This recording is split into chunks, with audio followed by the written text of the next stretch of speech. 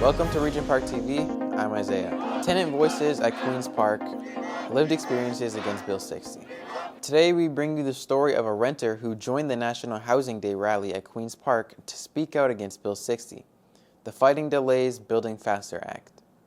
On disability support, facing rising costs and financial pressures, this tenant represents countless others whose homes and livelihoods are at risk under the proposed legislation. For privacy, we are only using his first name. Michael carried a sign throughout our interview that read, "Hands off renters' rights" on one side and "Corruption Man" on the other, a vivid symbol of the frustration many tenants feel under current housing policies. While Michael lives in High Park, his experience echoes the realities of residents and neighborhoods like Regent Park, where housing instability, high rents, and insecure work are part of daily life. The voices of tenants facing financial hardship highlight how defending renters' rights is essential to preventing evictions and homelessness and protecting the future of Toronto's communities. Hi, my name is Michael. I live in High Park. I am here today because I have more than grave concerns about what Mr. Ford is doing to the rights of renters through Bill 60. I know that he said that he has taken off the table, although we haven't seen it in writing. He said that he's taken the month-to-month, which is what occurs after you've finished your lease agreement. Most of them are a year. And then you go month-to-month, and then as long as you give 2 months' notice, you're fine. But this will mean that you will continually have, once your year is up, you'll get another year-long or perhaps longer lease agreement. And if you want to break that to move somewhere else, and you're in the middle of it, you'll either face some sort of penalty, or the landlord can take you to court for the remaining month's rent in that contract. And I think that's really just a cash grab for landlords. I also have a problem with the other clause, which is which is what is going to give the landlord tenant board even more powers. It's already a horribly unbalanced tribunal because they aren't elected people who are on that board. They are appointed, and they're usually appointed by the incoming government, provincial government at the time. So right now they're mostly appointees that are conservative based. So my problem is that they're going to rush through evictions. And the problem with that is he says it's to weed out the bad apples. And yes, there's always bad apples. There's bad apples everywhere, from your family to, to the government, to the world. Like, there's always bad apples. But we can't let him claim that that's what he's doing. Well, what it's really going to do is things like rent evictions. And rent evictions are like, for me, I've lived in my apartment for 20 years, and they would like to get me out because they can get at least $700, $800 more per month if I wasn't there, if they were getting current market rate. So they're called rent evictions, and they're still happening like crazy. And it's just going to add, and if they speed this through the landlord, it's going to give very little time to appeal, almost no time to appeal. And it's going to be a lot of frivolous evictions and retaliatory evictions and stuff that's going to go through. And that's problematic. It's just going to increase homelessness, and we have enough of that already. I don't think that this is, speaking for the people. This is speaking for a specific small group of people, and that's landlords. And so that's why I'm here today.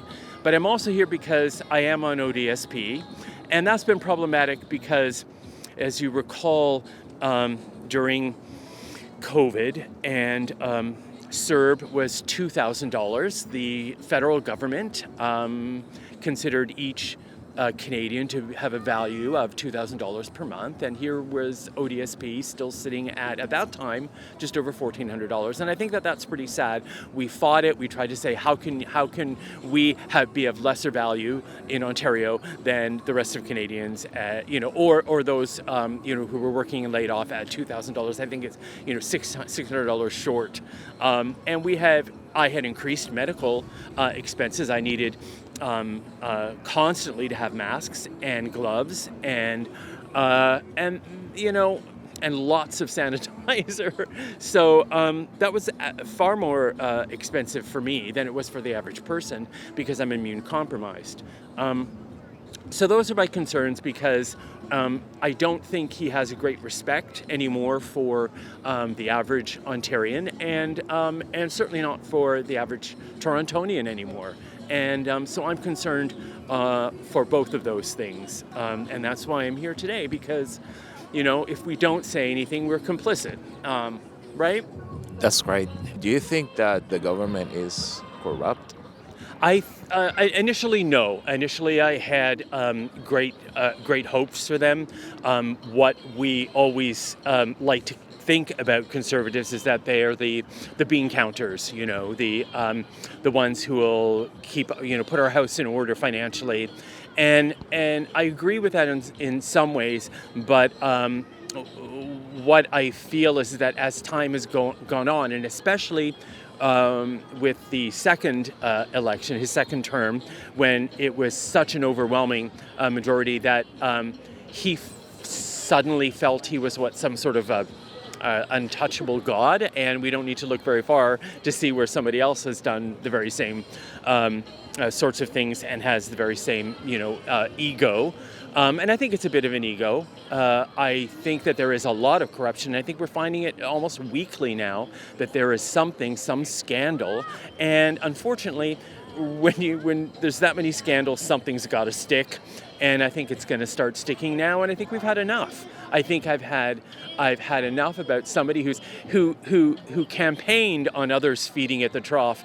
And I think this group of people are getting pretty fat, right? I think all we can do is do our best, but we have to do it compassionately, and we have to do it with some sense of respect. And I just feel that there isn't. And you mentioned about Marit Stiles being ejected from legislature for calling the government corrupt, and specifically calling Doug Ford corrupt.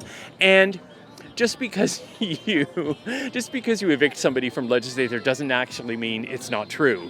So I think that it's done nothing more than draw attention, and I think that's their faux pas. And I think it's a mistake. I think somebody jumped the gun, and I think it caught Mr. Ford unaware, and he didn't realize what that moment would do. And I'm hoping that there's going to be the numbers here today. I know that they're behind me on their way here, and I'm hoping to turn around and look and see a large number of people who are finally saying enough is enough.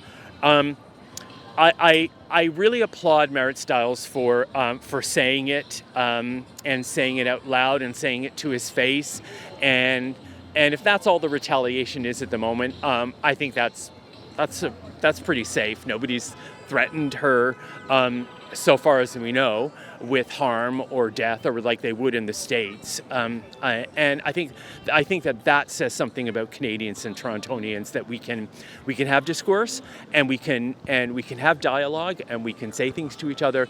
And at the end of the day, it's just a difference of opinion, and not something that we have to threaten each other with.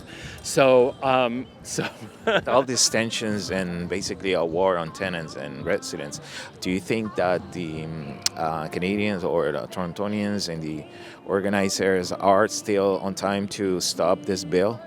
I think he did try to push it through both Thursday and Friday, and it didn't manage to get to third reading, which is great.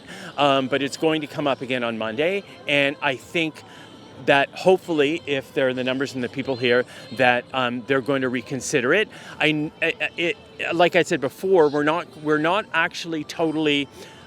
We haven't seen the amended proposed Bill 60. It supposedly has the one clause removed, but we can't be sure, because he has in the past promised something and slid a clause into another one. The Greenbelt is a good example of that one. So I think we can't fully trust him, because he has been shifty in the past, and so we need to call him out, and we need to now, because he's not being fully honest with us all the time. And there does seem to be a war. If it's not a war on cars, it's a war on bicycles. If it's not a war on on transit, it's a war on other parties. With renters, I don't understand. I think because whoever's got his ear, whoever's he's talking to, has given him the impression that like all tenants are potentially bad tenants and bad apples and are there to buck the system and to stay forever and not pay rent.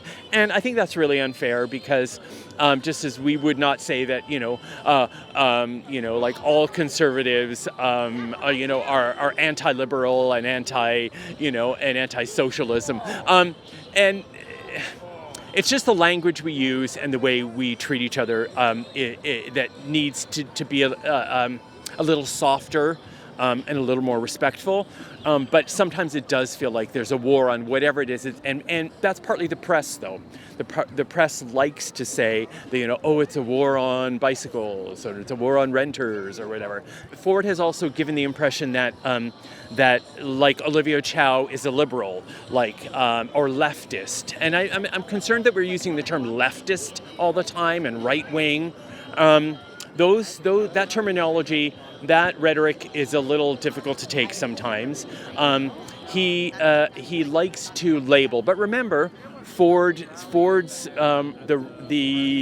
his family fortune came from a label making company, which is kind of ironic, and he likes to label a lot, funnily enough, right? So I think he needs to dial back his rhetoric and his labeling of people. I know that in my community, very early on in his first term, he labeled those people on ODSP who are HIV positive as being criminal, as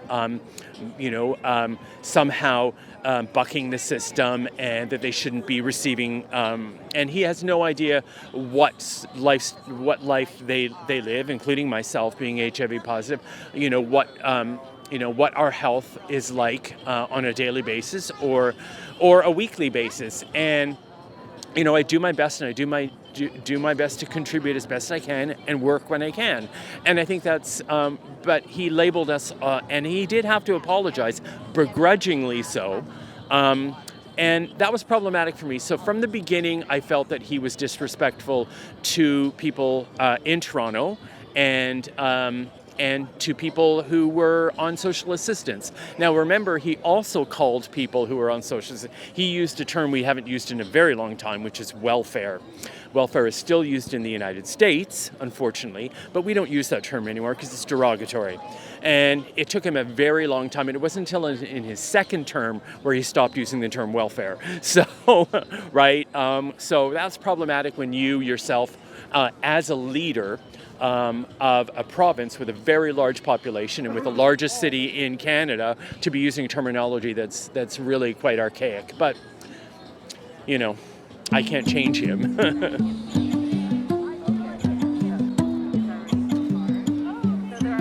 Thank you so much for watching. Don't forget to like, comment, share, and subscribe to our YouTube channel.